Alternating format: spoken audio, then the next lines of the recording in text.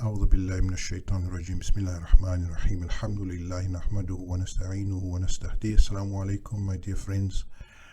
I'm going to discuss the issue of the Sunni and Shia in somewhat more detail with a little bit more explanation, because the last video the issue was raised and I think people are wondering. So I was brought up as a Sunni, although I never really realized that.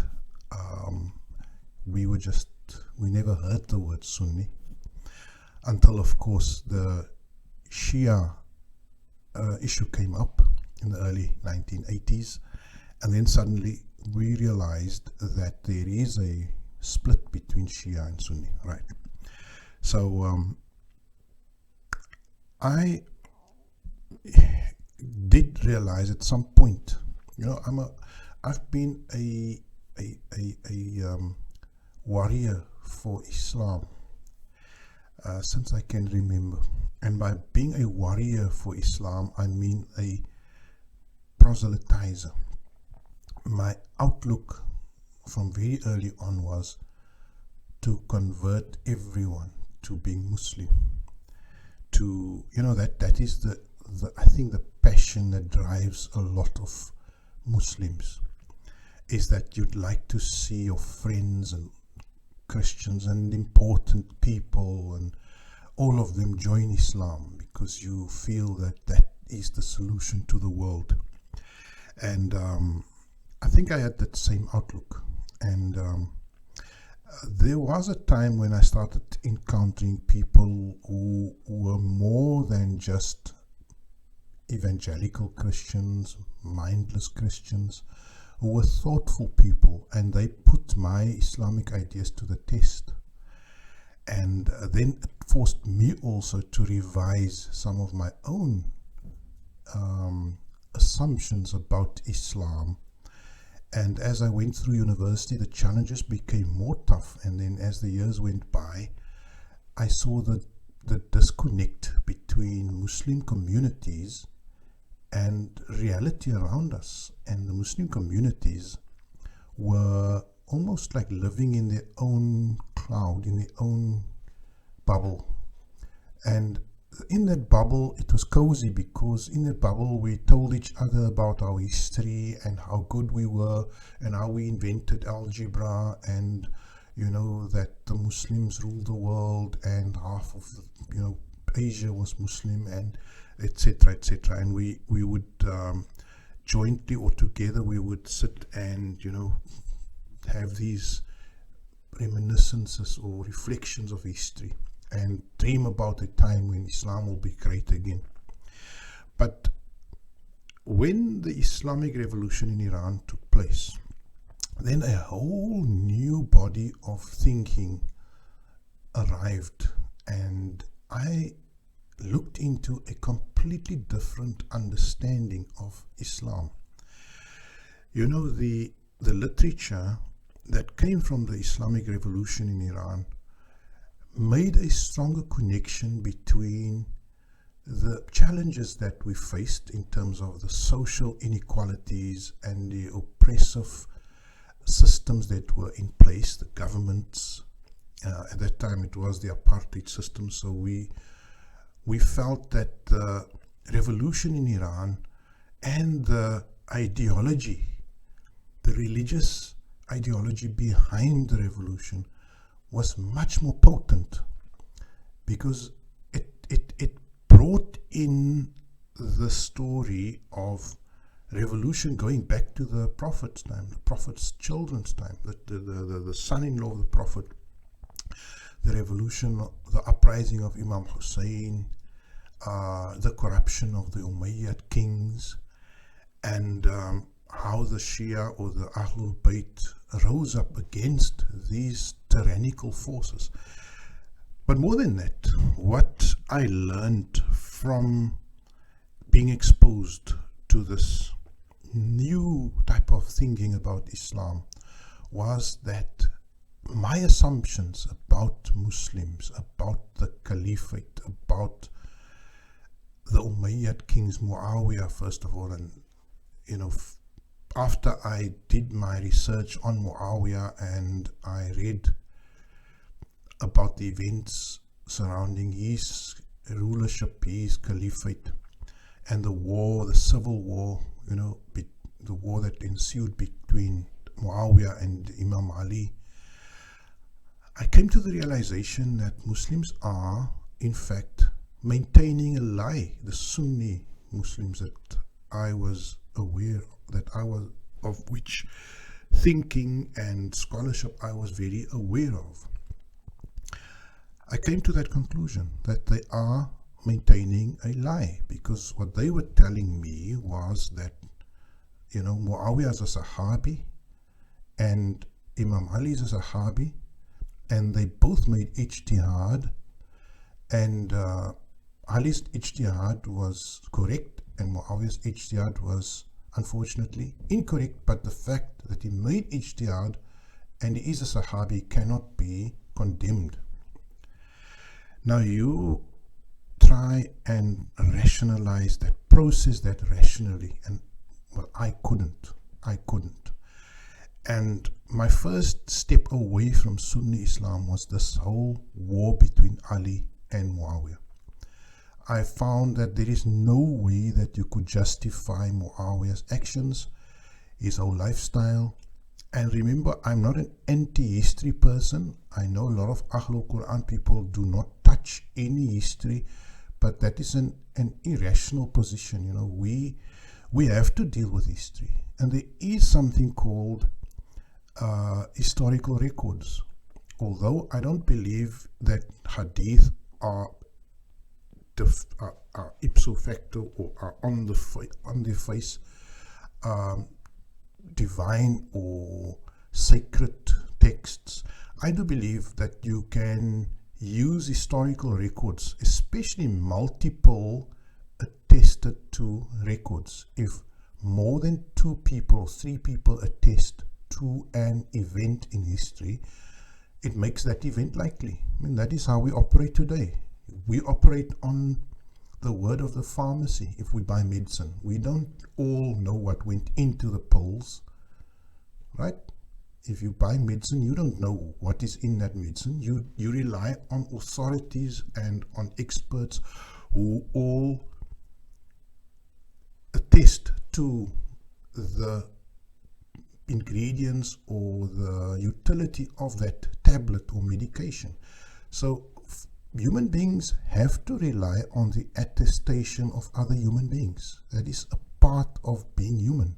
You cannot attest to everything yourself or verify everything yourself. And so I'm just doing a bit of an aside here. And so from those records and being a reader of history, I came to the conclusion that Muawiyah is in fact in the wrong, right? And Ali was unjustly rebelled against by Muawiyah and his company and his crew. And we all know that civil war ended with Muawiyah ascending to the throne of the entire Muslim world of the time.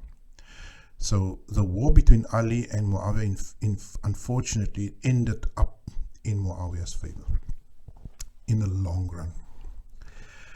So the point is that I have to come to the conclusion that the control of the Muslim project, the Muslim world, the whole Muslim establishment fell under corrupt hands with the ascent of Muawiyah. Now, in that, you as a Sunni or you as a non-Shia cannot really differ with, because we all agree that the rightly guided caliphs, or if all Muslims agree that the last rightly guided caliph was Ali. So by implication, the first unguided caliph was Muawiyah.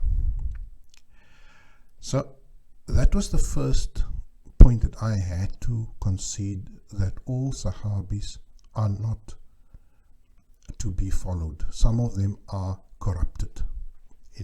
And if you can find one example, then you can find more. And that to me was the first step away from Sunnism, because what I found was that the Sunnis were telling me that, yeah, you cannot criticize Muawiyah, Yazid wala tazid. You can criticize Yazid, but you cannot go beyond Yazid. And so, basically what they did was they actually made it worse. If the Sunni version of history could only concede that Muawiyah was a corrupt devil, then they would actually do themselves a big favor, because then when you see that there's a cover-up as far as Muawiyah is concerned, then you actually go and you want to dig deeper, because it's not settling, it's not giving me comfort in my rational understanding. And so I moved beyond Muawiyah and I looked at, obviously, there's no doubt Hussein's murder was an evil act, and Yazid, nobody has any sympathy for Yazid. But then you have to look at Muawiyah then and see, but who supported him? Because Muawiyah fought Imam Ali with tens of thousands of Sahabi, of companions of the Prophet. There are those who joined his camp, and then there were others who fought Imam Ali, Talha, Zubayr. These are members of what the Sunnis called the Ashara Mubashara, the 10 highest graded companions. Talha, Zubayr, Aisha, the wife of the Prophet. These people all made war against Imam Ali. And so the question spread. Now, if Muawiyah can be evil, and that I know, I read the books, I can see that he's a politician. He abused, his people, and he lied to the masses. Now more people are being implicated. Talha, Zubayr, Aisha, and more people. And so the suspicion. And by the way, if you feel that what I'm talking doesn't make sense, you must help me. Tell me in the comments where I'm wrong. I'm open to criticism. My mind is only made up as far as I have found sort of a rational understanding. I've settled on a rational understanding. But if I'm always open to being shown new evidence or new insights, and I welcome it. I'm not dogmatic about what I say to you. But what I am confirming to you is that I saw Muawiyah as a clear transgressor. Then I saw Aisha, Talha, Zubayr. These people were all clear transgressors. And all those people who made war with Imam Ali, because, people are prepared to condemn those who made war against Uthman. They call them the revolutionaries or the rebels. Why don't we condemn those who made war against Imam Ali? Right? So, right. That then started the process, and with my investigation, I did realize that politically there was a huge cover-up in the Sunni version of Islam. What the Sunni version evidently is doing is they are trying to play hush with the facts of history, and it's almost like there's a painful or an ugly bruise, and you are putting something on there to try not to see it. And I saw that this was happening, is that the Sunni history is covering up the political problems that occurred soon after the Prophet's death. And I still maintain that position, is that there was a huge cover-up, and there was corruption and transgression on the side of a great number of the companions. These who waged war against Imam Ali, who was a legally appointed caliph. So obviously then one takes the matter further, and you listen to the Shia suggestion or argument that Ali was in fact appointed to lead the Muslim nation by the Prophet, and that he was even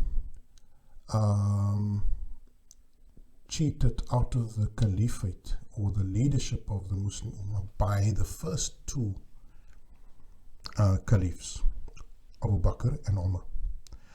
And then the Shia brought in the idea of Ghadir Khum and how the Prophet, in a very public sort of ceremony, announced him as the leader. And well, what do I make of those stories? I must say that, you know, it is at that point where it's no longer that crystal clear. You know, Imam Hussein's killing, crystal clear. Muawiyah's war against Imam Ali, crystal clear. Aisha, Talha, Zubayr's war against Imam, crystal clear. Recorded in history. Now we come to Imam Ali's position versus Abu Bakr and versus Umar. Not so crystal clear. And I know this movie, Lady of Heaven, it emphasizes that particular aspect, you know, the animosity, the enmity of Abu Bakr and Umar. In fact, taking it to the point of laying the charge of murder against Abu Bakr and Umar, that they in fact took the life of Imam Ali, or with their daughters Hafsa and Aisha. So I must say there it becomes less crystal clear if you look at the records in history. But to cut a long story short, in general, the version that Ali was a more learned man, that he was a more ascetic person, that he was a more courageous fighter in battle, that he was more praised and celebrated by the Prophet. Those are facts that one can accept. You know, that Ali was in fact more recognized by the Prophet in terms of his knowledge, in terms of his valor in battle, in terms of his asceticism, you know, his pious nature, his spiritual nature, and those are things that we don't question. So I do see the point that Ali was a more meritorious person than Abu Bakr and Umar. No doubt about that. He is the more meritorious human being. Now the question is, does Islam want the more meritorious person to rule the less meritorious? I think that's an argument that is very strong, is that being the more meritorious leader or the more meritorious human being, without any doubt. And if you look at the hadith books, there's a hadith, and like I say, I use hadiths with corroboration, but one of the big hadith experts in history was a guy by the name of Ahmad Hanbal. He was a very ardent collector of musnads, of hadith collections. And in his book, he states that from all the hadiths, and this is Ahmad ibn Hanbal, when he looks at all the hadith, he makes the point that I cannot find any person more meritorious or ascribed more merit by the Prophet than Ali. So Ali, in fact, even if we dispute the idea of Ghadir Khum and the official ceremony announcing him as the successor or the Imam after the Prophet, in terms of sheer multitude of praises in hadiths, in that alone he exceeds, or he surpasses Abu Bakr and Umar, and so he is in fact the more meritorious person if we look at the records. So in that sense, I do endorse that he would have been probably, he seems, at least in terms of merit, to be the better choice, and that a mistake was made by selecting people who were less meritorious. Right, so I think that is the basic understanding in terms of the history. But now you come to the philosophy or the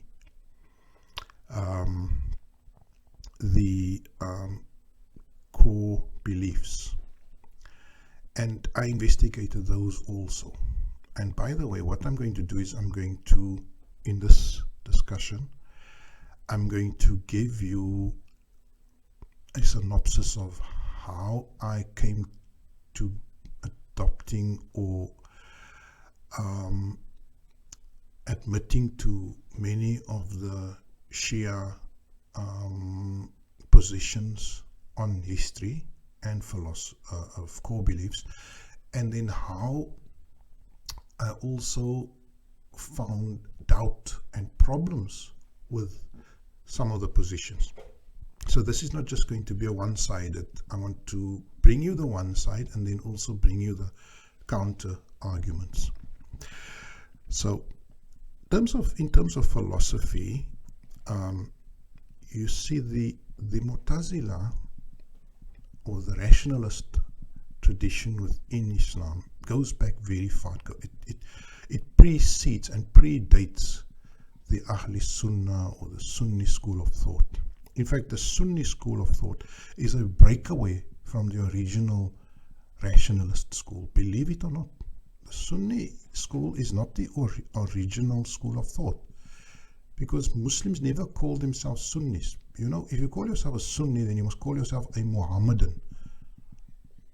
You get what I'm saying? If you call yourself a Sunni, it means you follow the Sunnah of Muhammad. Then you must call yourself a Muhammadan, like a Christian. But Muslims were never Sunnis. The Prophet never allowed people to call themselves Muhammadans, because he didn't come to promote himself. He came to promote the core ideas contained in the Quran. And so he used a rationalist appeal. The Prophet's arguments are always, look at nature, look at the sky, look at the baby, look at the sea, and reflect and think. So the Prophet's appeal, or the Quran's appeal, was always to invoke the phenomena of nature, the rational mind, to make the argument that there is a God, there is an end to this universe, there is a final judgment, there is a need for people to account for their behavior on this earth. And that is the core essence of the message in the Quran, is that accountability, the need to account to your Creator, to the Master, the Supreme Being, not to follow the Prophet. That is not, there's no core system in the Quran or core theme in the Quran to follow the Prophet Muhammad. That is only created in hadiths and in people's minds. So, coming back to the discussion, the Shia make extremely compelling arguments as far as the position of Ali is concerned. And then, of course, we know that the children of Ali, Hassan, Hussein, and the children of Muawiyah are completely different. And if you have to choose a camp, after Ali, would you choose Yazid or would you choose Hussein? No doubt. So we are all Shia of Ali in the time of Yazid. We all have to feel inclined towards the side of Hussein. Muslims are. But the problem is, Muslims are inclined to Hussein, but they are unwilling to really to distance themselves or to repudiate Yazid and his crowd. You see, as a collective, Muslims are unwilling to repudiate or denounce the Umayyad as a whole. Why? Because there's a lot of history, the spread of Islam into Europe, into Spain, the spread of Islam into not Southeast Asia, beyond Afghanistan and those areas, that we would have to renounce, and what the Umayyads instituted was a form of Muslim pride, a Muslim imperialism, a Muslim nationalism. In fact, it's an Arab nationalism. And it's difficult to question your nationalistic impulse. And so the Umayyads, they stirred and they maintained that nationalist passion. As the Germans, a German who lived in the 1930s in Germany, they will tell you what nationalist passion is. It's a feeling of camaraderie, solidarity, unity with your compatriots, with your fellow people who speak your language, who share your history, who share your ambitions, whom you feel a bond to. So that same patriotism, that same nationalism that was on the march there is the same nationalism that charged the Muslim nation under the Umayyads. It was an Arab nationalist movement. And today, even if you're an American, for us foreigners, when we look at you Americans, we see a nationalist passion. Yes, you're a divided, pluralistic nation, and you have all sorts of colors and heritages there. But at heart, you're just another extremely nationalist nation, and you have core values, and you have some history that you share, and most of all, there is a common destiny that you share. You all believe that you're going to be a millionaire if you work hard. Even the Pakistanis who go to America, they share that passion, is that we're going to work hard and become a millionaire. And although most Americans will probably never see more than a couple of thousand rand in their account, they will die probably very average or poor. But they share that passion. And that is a nationalist passion that's driving America, that was driving the Arabs. And the Muslims can't relinquish that passion. You see, that is a passion that still burns in their hearts. There's no passion really for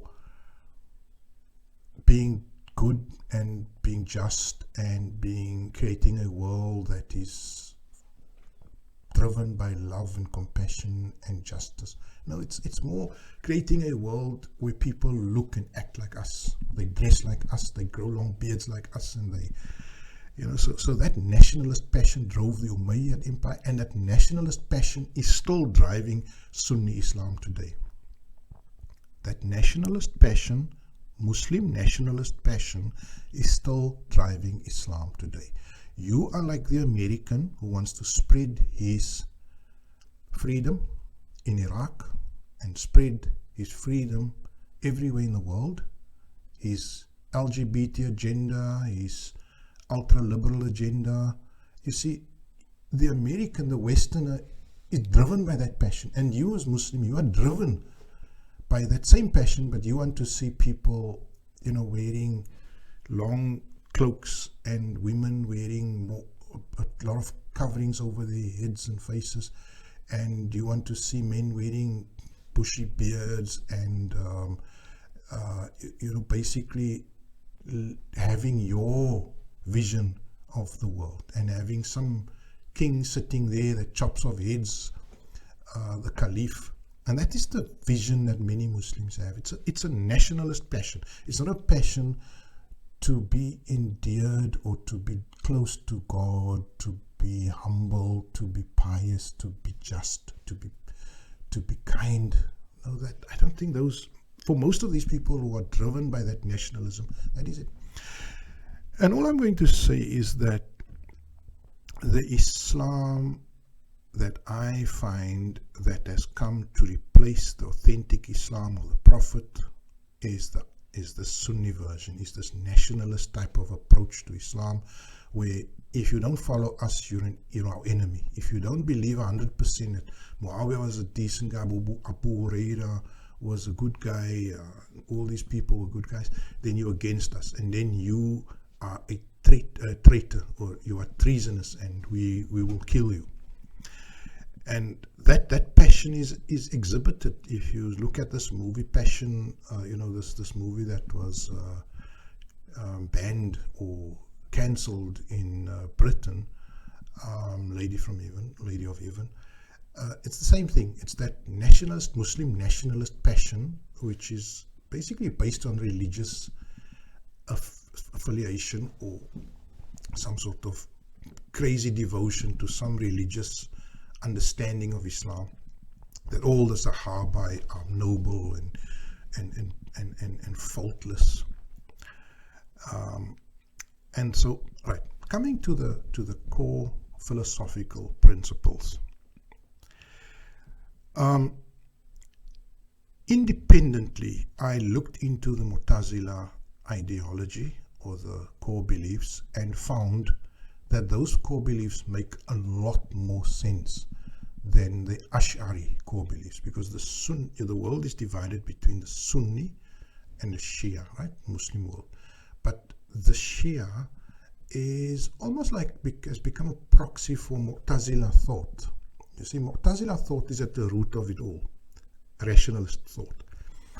And if you look at the core philosophy within Shia thinking, Shia philosophy or core religious doctrine, then it is very closely tied in with Mu'tazila doctrine, which states that God is by necessity just, and that God cannot be unjust, just as God cannot be absent or lack power or lack knowledge. The same as all those attributes, God cannot be unjust. And one of the attributes of God is that he is just, right? And so it cannot be otherwise. That is a core principle within the Mu'tazila philosophy. And that principle is taken up within the Shia Zaidi or the Shia 12 versions. The other core principle is the ownership of your own decisions and actions. The Mu'tazila, and that idea flows through the Zaidi and the Ithna Ashari also. You are responsible for your own actions. God does not take any in the least amount of responsibility for your actions, and you have full agency as a human being. The definition of Bani Adam, the definition of being human, is being free to choose. That sets you aside from the animals and from any other creature, is that you have the right to choose. And the Quran confirms that. You have the right to choose. Right. So that is a core principle, is that all decision making and all actions are your own responsibility as a Muslim. Justice is compulsory, or is necessary, is assumed in God. Those are two of the important core aspects, right? And then there are many things that flow out of those, like, for example, because God is just, God cannot break a promise. And so if you follow the commandments of God, then you can expect to be given the outcomes and the rewards for that act of obedience. So not only does the history bear out the version of the Shia, but also in terms of philosophically reasoning rationally about core doctrines, rational thinking bears out the core principles of the Aqidah. See, the Shia, the Sunni, Ahl Sunnah, they believe that God is not necessarily just. I can't associate with that thought. God is not necessarily just. So God can punish a good person, because that creates a satanic God, isn't it? I mean, that if your God can commit evil, then you're not believing in Allah, you're believing in a satanic God. My God is the God of beauty, of justice, of harmony, of peace, of compassion. If your God is one of punishment and injustice and hurting the innocent, then I don't believe in that God, in that version of God. So the Sunni refuses to admit to the justice of God. The Sunni refuses to admit to the complete and utter independence of human action and human decision making. You see, the Sunni burdens God with a share in your decision making. And then it actually says that whatever you do, God has a share in it. And then they excuse the behavior of Muawiyah and of Yazid like that. I cannot buy into it. So you see, history is actually intertwined with philosophy. You have to create the doctrines to explain the history. Because if you're going to say God is just, you must then ask the question then but then if you say God can be unjust, you're allowing for Muawiyah to be unjust. You see, if God can be God and be unjust, then Muawiyah can be the king and be unjust. And that's brings us to another principle. The Sunni system of belief states that an unjust person can rule. So what they say is that if you are a corrupt person and you assume power, then your rule is legitimate, completely at odds with the Shia view. Right? I think I've explained to you how I arrive at the historical and the philosophical position of the Shia, right? But now I want to then explain myself, because what I also gave was a very negative assessment. I made a point in a previous video that the Shia are also have a fake or a false version of history which they use. And I said about the two tribes. Now, how come I make that statement? You know, I believe that the Sunni is a tribe. Yes, they're the majority tribe. They're driven by nationalist passion, Muslim nationalist passion, and there's not a lot of intellectual or rationalist justification of many of the positions. But like the civil war between Muslims, that they can't explain it. There's no rational way of explaining it. What they're saying is Muawiyah did good, Ali did good. That's nonsense. We can't explain. So the Sunni group, they are a tribe based on nationalist passions. Now, how come I said, why did I accuse the Shia also of being a tribe? Let me explain myself. You see, the ideas are healthy and wholesome. The philosophy and the origination and the founding of the Shia history, you know, from the usurpation of Ali's rule and Imam Hussein, those are all facts of history, and I align myself, you know, my sympathy and my solidarity with those who were oppressed from the house of the Prophet. But here comes the problem. Here comes the problem. You see, what do we do with those facts? What do we do with those facts? If we come to the conclusion that, yes, Ali was robbed of his position, Hussein was cheated, the Imams were oppressed, all of them, Ja'far, Sadiq, and whoever. What do we do with those facts? Now, until about the 1500s, the Shia had the idea that we need to confront those who are in power within the Sunni world, whether it was the Umayyads, whether it was the Abbasids, whoever it was. The idea of the Shia was these injustices must stir us to be those who will constantly agitate that the original understanding of Islam must be restored. This nationalist, tribalist Islam must be overthrown. That was always the passion of the Shia. And even if they didn't have the wherewithal and the followership and the numbers of men, they would, in embryo, they would, as a small group, still maintain a conscientious objection to the corruption of the caliphate, whether it was the Umayyad or the Abbasid. They would maintain a small cocoon of conscientious objection, and to keep the original message alive.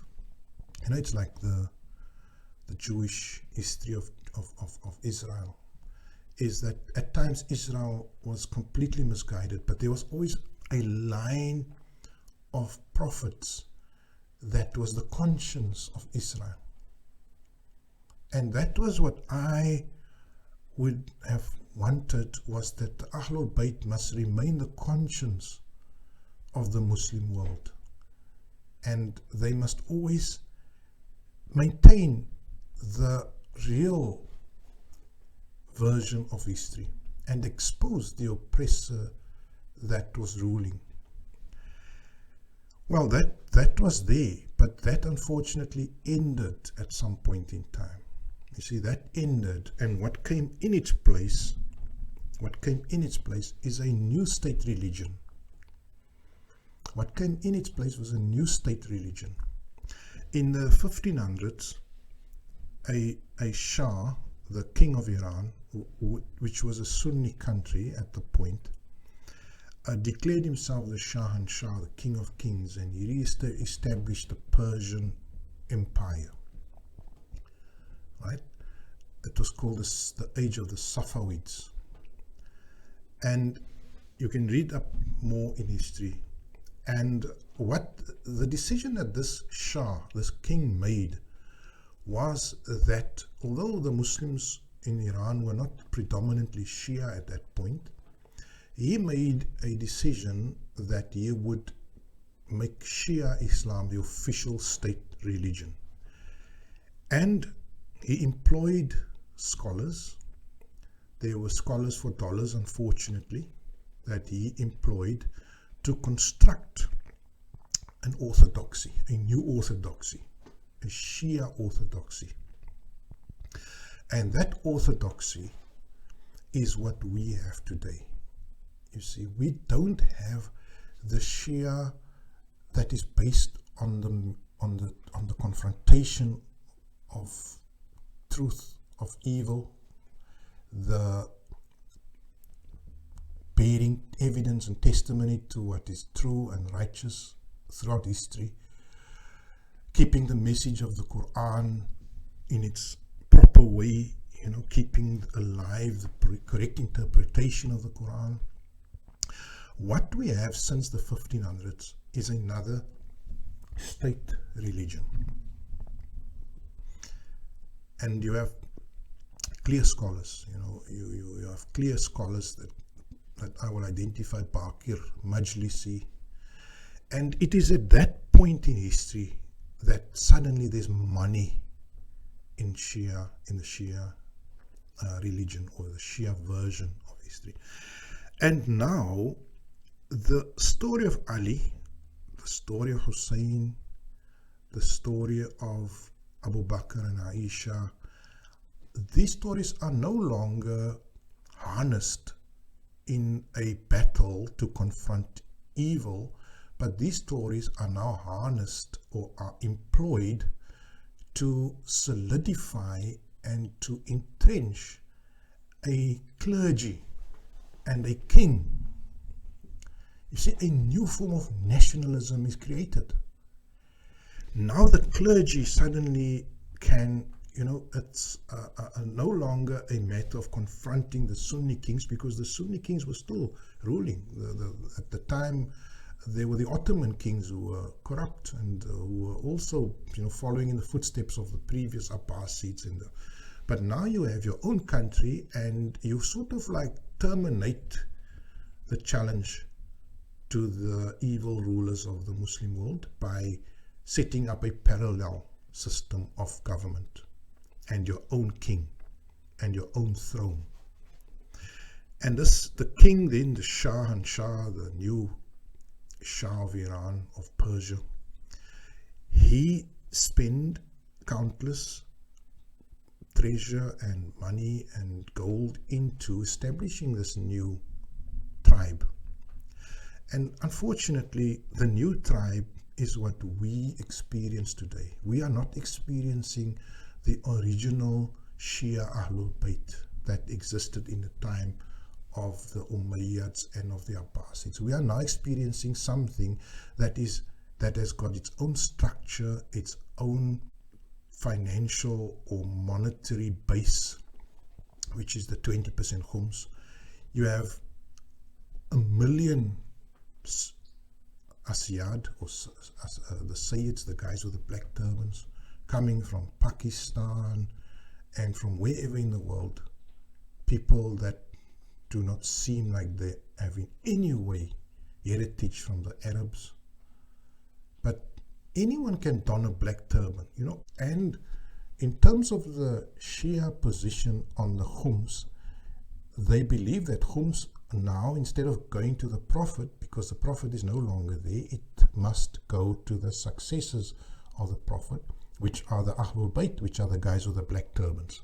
So if you're a top-notch Ayatollah with a black turban, you can become a recipient of khums. Now, if there's 300 million Shias in the world, 400 million Shias in the world, and imagine how much, and the khums is 20% of the accumulated wealth. Imagine how much millions and billions of dollars are available to the guys with the black turbans. And what are these guys doing? I'm going to be very honest here now. I have seen these guys. I've seen them. I've seen their minions. These guys are not challenging evil power. These guys are not leading the battle against imperialism. No. These guys are living in decent houses. These guys have got beautiful clothes and beautiful phones. They at private schools. This is where the khums money is going. You see, they are feeding a bureaucracy that is a middle-class bureaucracy.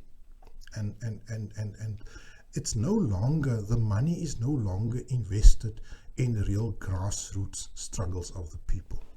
You see, we have a Shia presence in this country. We have a Shia presence in this country. It's not big, but there's enough money coming in here from the khums money.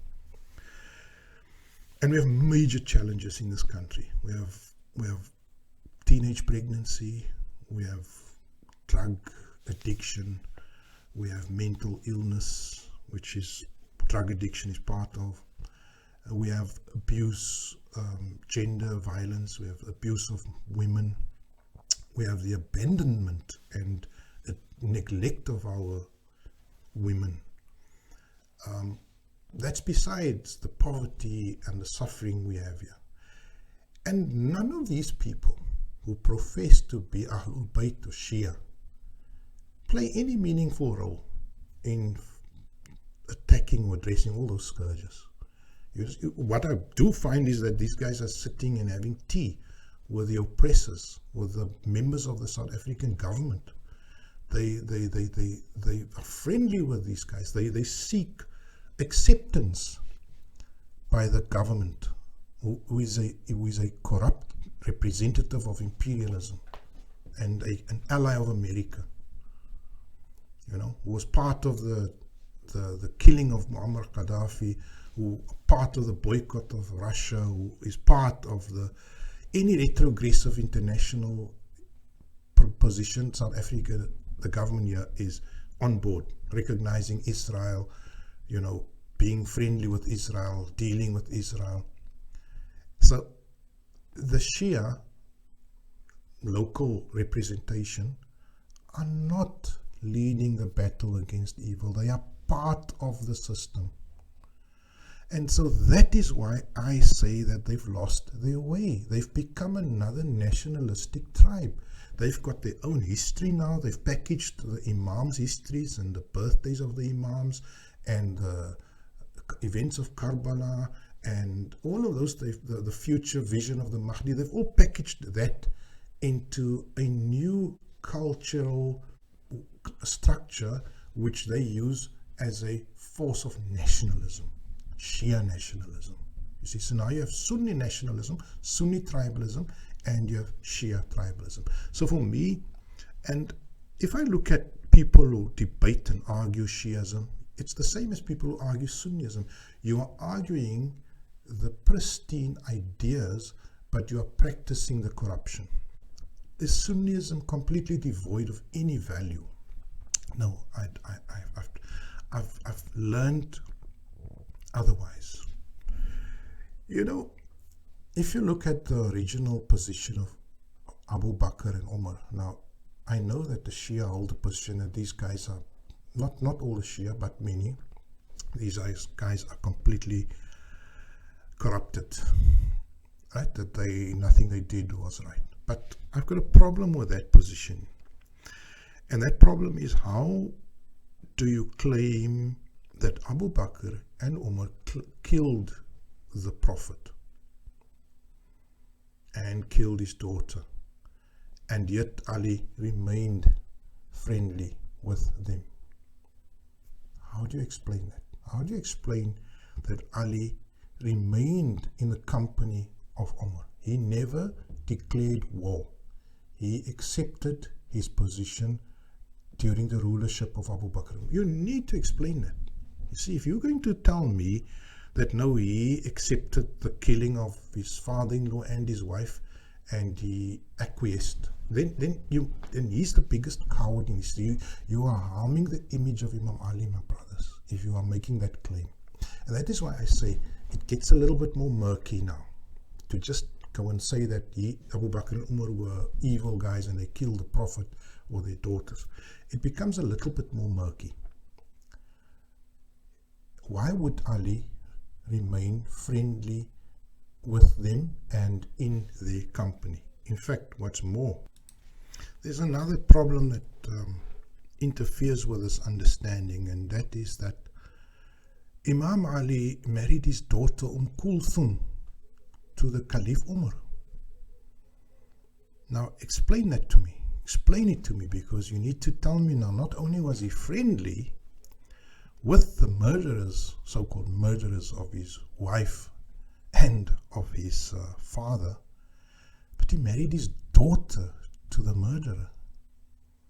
Now that doesn't tally with me, you see, and we have to make sense of history. We cannot just omit certain realities of history. Now I'm here to ask for you to explain to me, if you're a Shia or a Sunni, help me, guide me. But the position I have reached is that there are certain positions, like Imam Ali's acquiescence to Umar and to Abu Bakr, that makes that a more murky position there.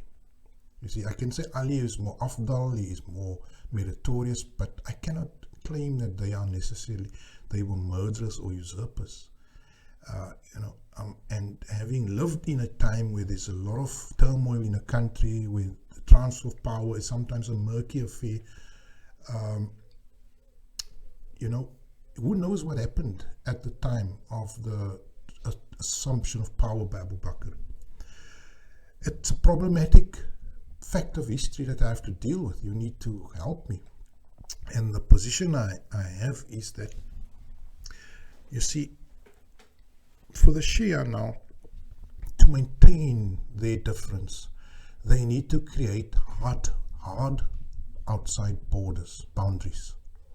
Because a lot of religions only thrive or only survive when they have strong outer boundaries.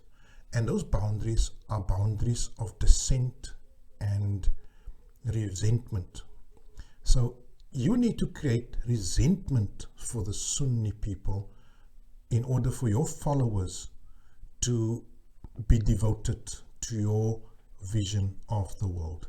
And if there's any softness in that outer boundary, because if there's any sympathy for Abu Bakr and Umar, or any softness, then you have this possibility of Shias flowing in and out of Shiism or towards Sunnism. And that is my understanding, is that some facts of history were exaggerated in order to create that hard boundary, or that hard boundary against Shiism. And because the Zaydis refused to create that hard boundary, you see, the Zaydi Shias do not condemn Abu Bakr and Umar. They see them as two guys who were somewhat meritorious, but not as meritorious as Ali. But they refrain from going the route of shunning, condemning, denouncing those two, Abu Bakr and Umar. And so that's the one problem. Right, now I'm now moving on, and I'm telling you a critical understanding of the Shia worldview. I'm giving you my critical assessment of the Shia worldview and why I made the claim that they are both tribes now. You see, the story of Hussein. The story of Hussein is another crucial episode that solidifies and that creates the hard boundary around the Shia. That war of Hussein versus Yazid, I always thought Yazid came with his army of Syrians and attacked Hussein. But that was not actually the fact of history. That was not what happened. Yazid was not on the battlefield at Karbala. Karbala took place, say, a day, in today's terms, maybe an hour's drive away from Kufa, which is Baghdad now. And who fought Hussein? That's the question. Who fought Hussein? Let me tell you something first. You see, when Imam Ali came to rule, he set up, he was in a battle, a dispute. From the beginning, there was a dispute with Muawiyah, who ruled from Damascus in Syria. Where did Imam Ali set up his capital? He set it up at Kufa, right? So Kufa is in Iraq. Kufa is near Karbala, near to Baghdad. And that is where Imam Ali set up his rule. Right, his capital, his seat of government was in Kufa. And Kufa used to be an old garrison city, and it became a flourishing city with Imam Ali ruling from there, with many men marrying the local Persian women and the Arabs, you know. But the people of Kufa became the people of Imam Ali, because that was where he had most of his grassroots support. And it was there from where he fought Muawiyah. And it is, Kufa owes a lot to Imam Ali. Kufa, in fact, he raised it to becoming a prosperous and a recognized city, Kufa. And Kufa, you know, Imam Ali ruled for what, 5 years?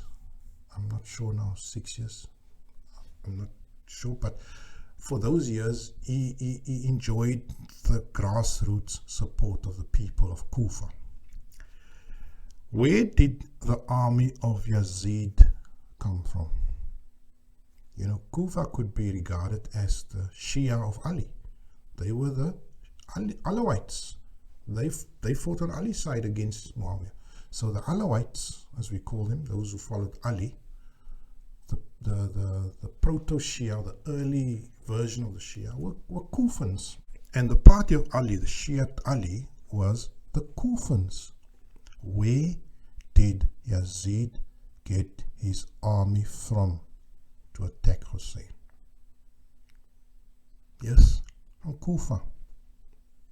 From Kufa. The 4,000 men who attacked Hussein at Karbala were the Shiat of Ali, were the Kufans. I'm asking any Shia, please help me if I'm wrong. Tell me if I'm wrong. The army of Yazid was mobilized in Kufa. Ibn Ziyad and also all these others, Ibn Sa'd, all these generals, they were from the Kufans. They were Kufans. They were Ali's people. But Ali had passed away, obviously, many years before that. They were attacking the son of their previous hero. Now, you have to explain to me this in history. You see, Yazid, it's not the Sunnis that attacked the Shias at Karbala. It's not the Sunnis that attacked the Shias at Karbala. It was the sellout, backstabbing followers of Ali that attacked Imam Hussein. And so once again, bringing it back to the point that you are creating hard boundaries, high walls, by stirring up a strong passion against the Sunnis.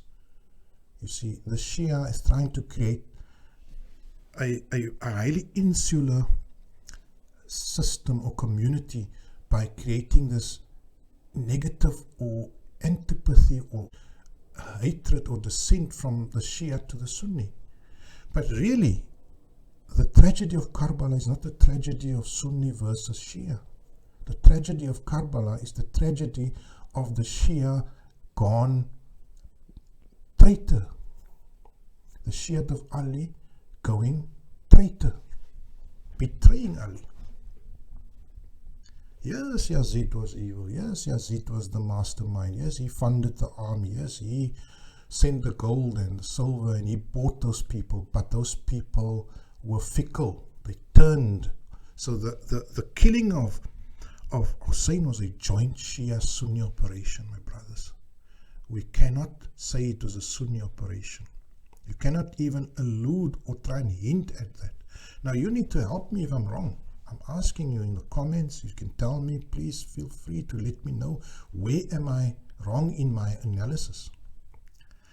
But the point I'm trying to make is that it's not as crystal clear as you may think. You see, there's the Shia that challenges the authority, that challenges the corrupt government. Yes, that is the Shia that it's an idea. And there are very few that maintain that idea. But then there's the Shia that is using the family of the Prophet and that is using the history and the suffering as a rallying point to create a new nationalism, to create a new orthodoxy, to create a new hierarchy, and to create a new tribe, and to create a new income generating stream. That's the second problem I have. You see, I've given you the problem of Imam Ali and Umar and Abu Bakr and his daughter marrying Umar when Umar was, after the death of the Prophet. Secondly, after Umar supposedly killed his mother, his wife, or her mother, I've given you the story of Karbala. And now the last one I want to do is to give you the problem of the Mahdi. You see, the Mahdi is supposed to be the 12th Imam. And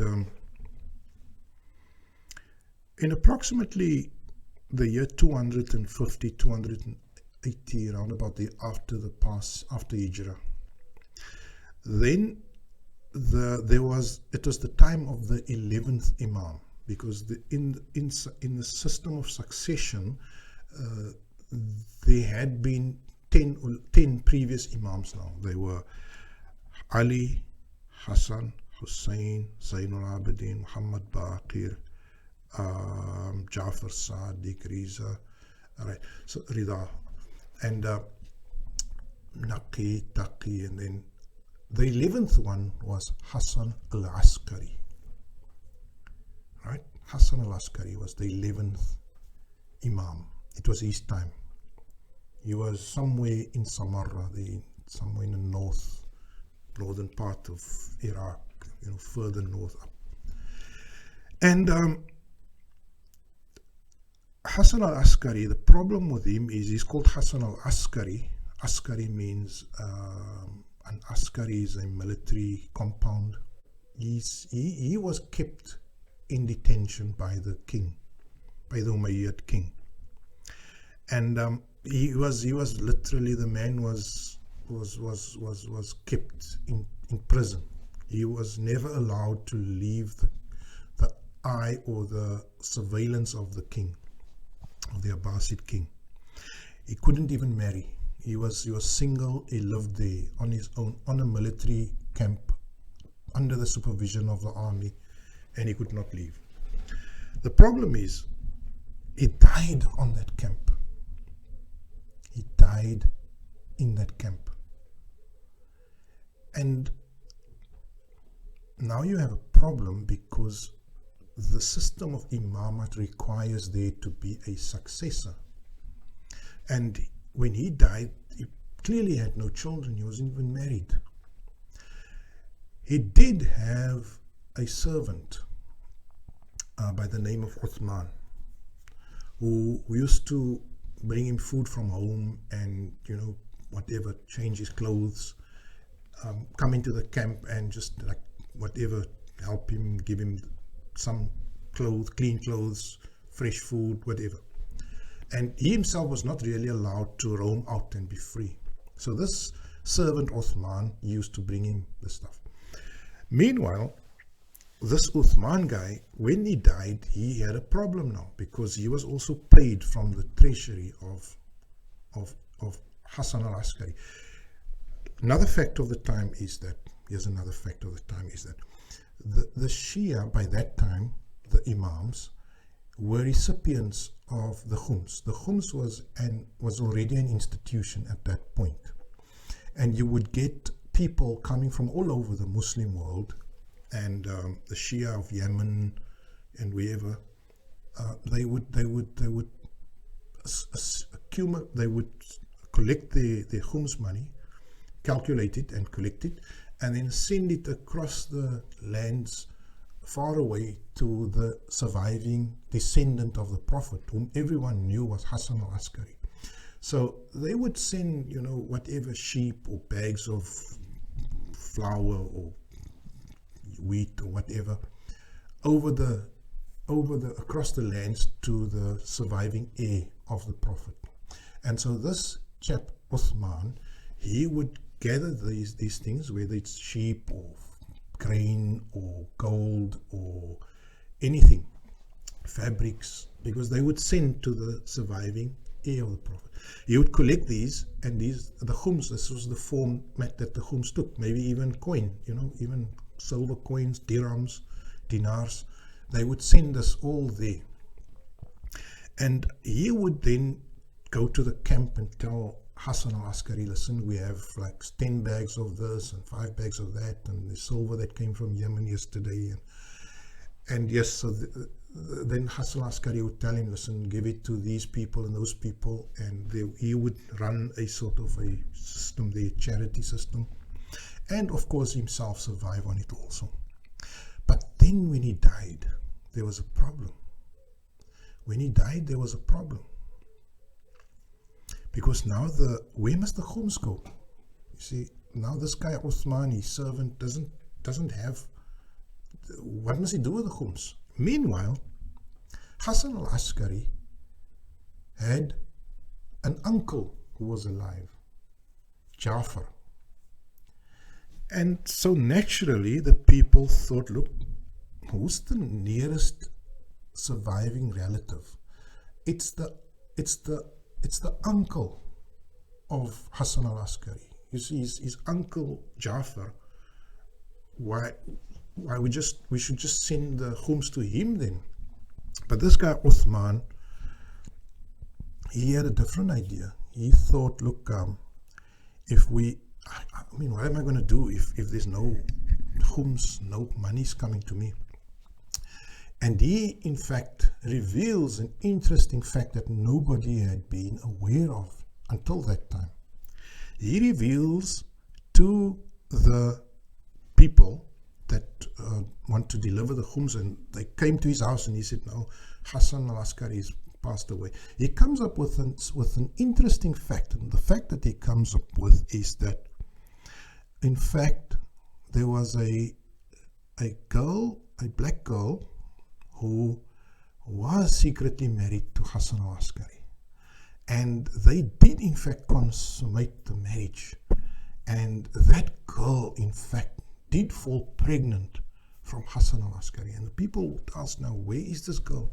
And you would say, no, she is no longer around, but she did bear the child, and the child is in hiding in the forest, because the Abbasi kings would like to get hold of this child. And so this child has gone missing in the forest, and this child is Muhammad Mahdi. And he comes up with this story, and he says the child is in hiding, occultation, ghaiba. The child is in ghaiba, in hiding. But it is a ghaiba to sughra. It is the lesser occultation. The child is there, but the child is talking to me. And you can leave the stuff. I will speak to the child, and the child is the new imam. And the child will direct what must happen to this khums and coin and dirhams and whatever you're dropping, your sheep, whatever. And I'm in contact with this child. Meanwhile, Jafar, the uncle, made also a request for people to bring the stuff to him.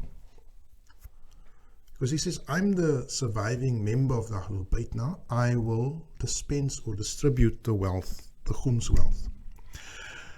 Now, my brothers and sisters, it's a long story, but what I want to come to is, I am a rational person. I like to make sense of history. I look at the facts and I try to make sense of it. The only person that bears testimony to this child is this guy Uthman.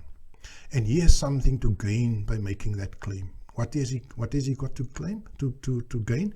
The khums will come to him now, and he will be the distributor of the khums. You see, there's a motive to lie. There's a motive for him to make up that story. Now, if you're a Shia and you differ with me, I ask you again, please in the comments, guide me, tell me where I've got this wrong. Jafar, they've declared the uncle of Hassan al-Askari, Jafar al-Kazzab. You see, the Shia today call Jafar, the uncle who invited the khums to his house, as Jafar al-Kazzab, the lying Jafar. But meanwhile, Jafar is the Ahlul Bayt, isn't it? If you are loyal to Ahlul Bayt, the family of the Prophet, then you should choose them over Uthman. Uthman wasn't a member of the family. In fact, this Uthman turns out to be the first Safir. The Shia have, at the end of the line of Imams, when Hassan al-Askari dies, they arrive at a series of Sufara or Safirs or ambassadors or spokespersons.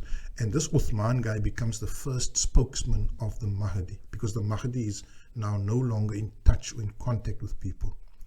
So there are 4 of these ambassadors, because when Uthman dies, his son takes the job of being the spokesperson of the Mahdi. And when he died, his son took the job of being the spokesperson, and the people continued to bring the khums wealth to their home. My brothers and sisters, what I'm saying is that it is an unlikely story. It is a story that is fishy to me. Unfortunately, you can blame me for this. I'm not here to promote any madhab or any system. I'm here as a seeker of truth.